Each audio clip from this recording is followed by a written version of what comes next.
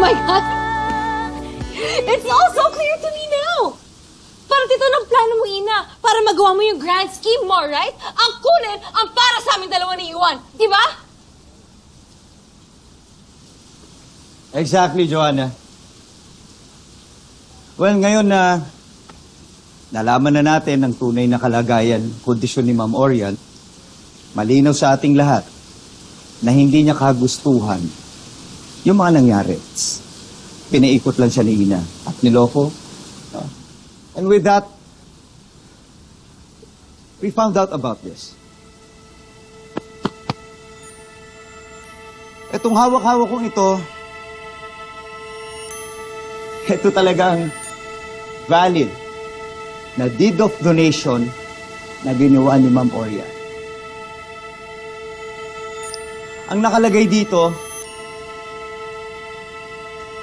mapupunta lang ang lahat ng shares ni Ma'am Orian from the company kundi doon sa dalawang apo niya, which is Juan and Joanna. And this was dated months ago before she was diagnosed with Alzheimer's.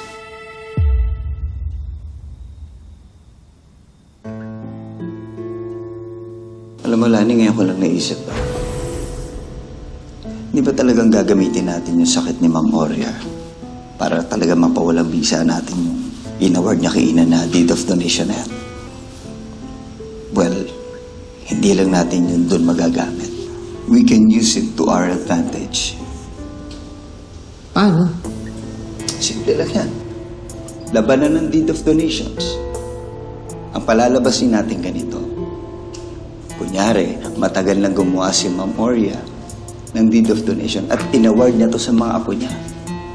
Kina Juan and Joanna. And ginawa niya to, hindi ito yung time na na-diagnose na siya na may Alzheimer's. Ang question, bakit hindi lumabas? It's because of this Ina. Kasi nga hinarang niya. Because of her interest doon sa kayamanan ni Ma'am Oria. Okay? That's why nagkaroon ngayon ng bagong deed of donation. Minanipulate niya si Ma'am Oria. Alam mo kapag ganito ang nangyari, siguradong talong-talo siya. Hindi lang natin mapapatalsik yung Ina na yan sa kumpanya. And for sure, matutuwa ka rito. Mapupunta na sa kambal ang company.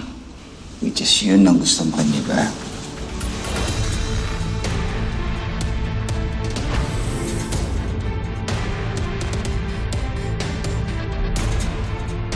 Hindi totoo yan!